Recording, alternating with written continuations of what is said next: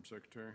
Announcements by City Council members and staff regarding upcoming and recent events and recognition of citizens. Now, Mr. Burns. Yes, sir.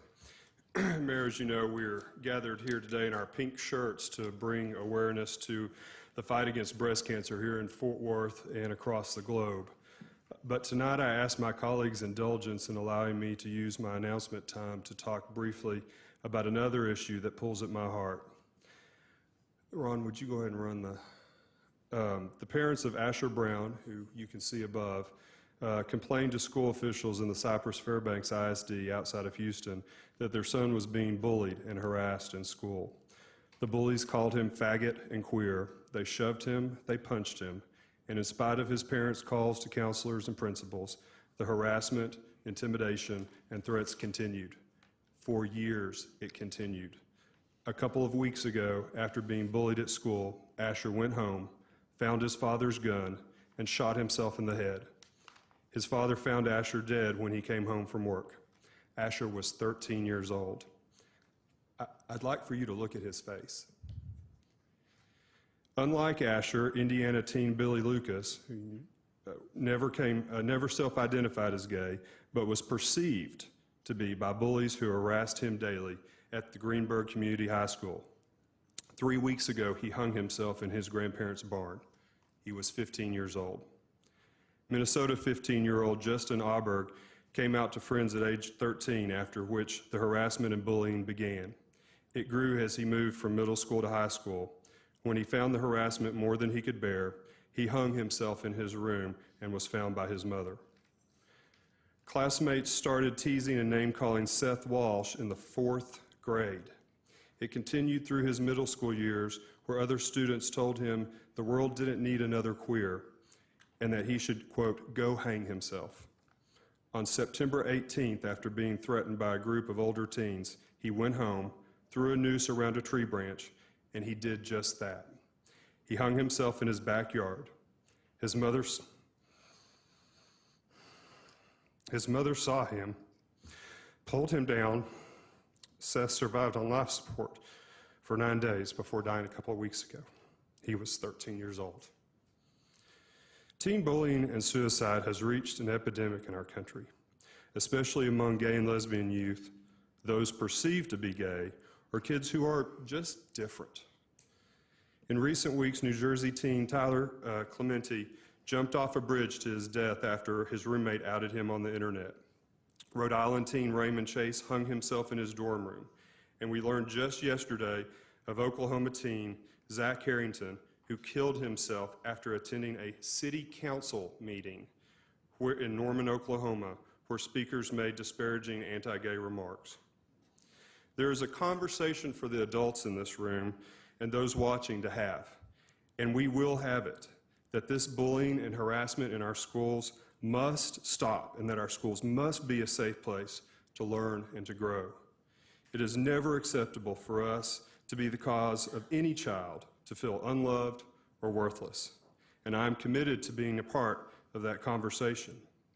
But tonight, I would like to talk to the 12, 13, 14, 15, 16, and 17-year-olds at Paschal and at Arlington Heights and at Trimble Tech High Schools, or at Daggett and Rosemont Middle Schools, or any school in Fort Worth, or anywhere across the country, for that matter. I know that life can seem unbearable. I know that the people in your household or in your school may not understand you, and that they may even physically harm you. But I want you to know that it gets better. When I was 13, I was a skinny, lanky, awkward teen who had grown too tall too fast, who would stumble over my own feet. I was the son of a Methodist church pianist named Jeanette and a cowboy named fittingly Butch in Crowley, Texas. As their son and as a kid in a small town, there was a certain image of who I thought I was supposed to be. But as I entered adolescence, I started having feelings that I didn't understand and couldn't explain, but I knew they didn't mesh with the image of what I thought I was supposed to be. I was a sensitive kid, but friendly. I was a band dork. I played basketball, but not very well. I was teased like all kids, but I was fairly confident, and I didn't let it bother me much. One day when I was in the 9th grade, just starting Crowley High School, I was cornered after school by some older kids who roughed me up. They said that I was a faggot and that I should die and go to hell where I belonged. That erupted the fear that I had kept pushed down, that what I was beginning to feel on the inside must somehow be showing on the outside. Ashamed, humiliated, and confused, I went home. There must be something very wrong with me, I thought, something I could never let my family or anyone else know. Catch your breath.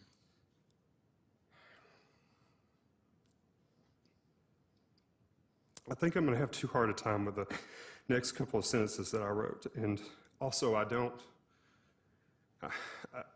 want my mother and father to bear the pain of having hear me say them.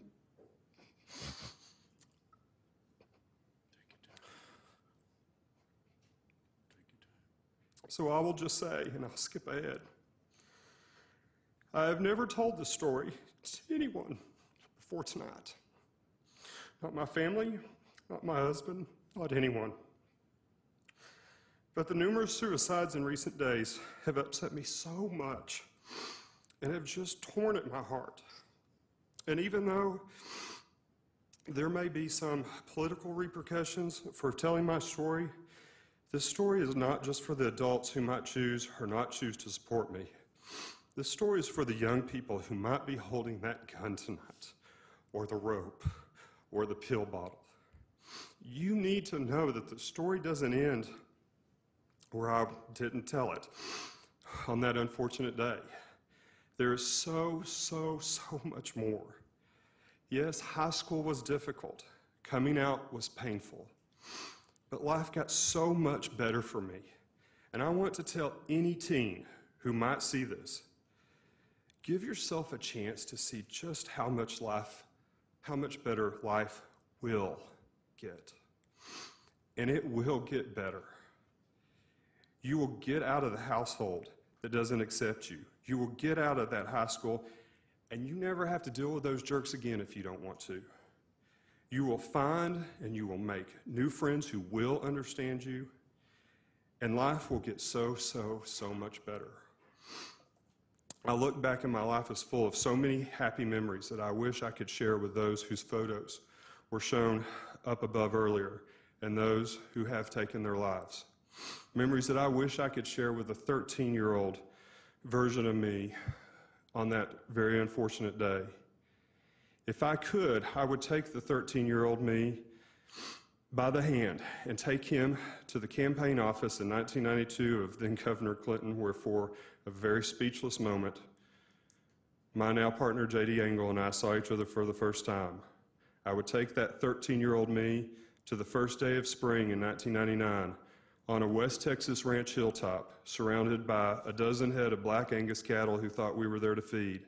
And as the sun set, turning the sky pink and purple and orange in a way that only a West Texas sunset can, I jabbed my hands into my jeans pocket and pulled out 2 rings that I'd literally spent my last dollar on, and slipped one onto JD's hand and asked him to spend the rest of his life with me. I would take the 13-year-old Joel to election night in 2007 in a room filled with countless family and friends, erupting in cheers when it became clear that I would win my first election, so that they could see the love and support for me that was in the room that night. And I would take the 13-year-old me to just a few days ago at Baylor Hospital to see our dad.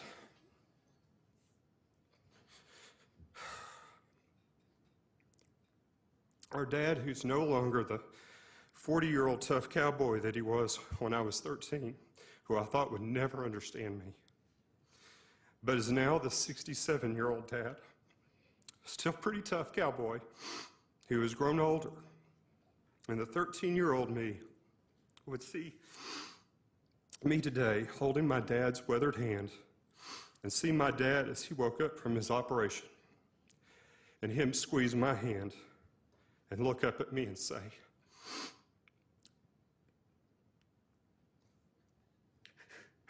"Joel, I'm so glad you're here today."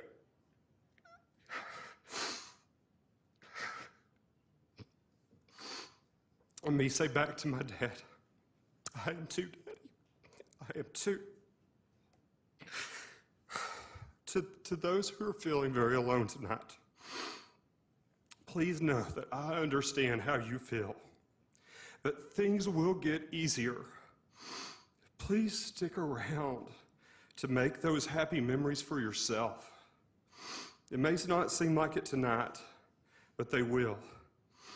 And the attitudes of society will change. Please live long enough to be there to see it. And to the adults, the bullying and the harassment has to stop. We cannot look aside as life after life is tragically lost. If you need resources, please check out the trevorproject.org online. And you can call me and I will get you whatever resources you need. My number is 817-392-8809. I want to thank those in this room for allowing me this time. And to JD and the rest of my family, I'm sorry for you learning of this painful personal story in this public way for the first time. But know that I am able to tell it because of your love for me. And Mom and Dad, I'm alive today because you love me. Again, attitudes will change. Life will get better. You will have a lifetime of happy memories if you just allow yourself and give yourself the time to make them. Thank you.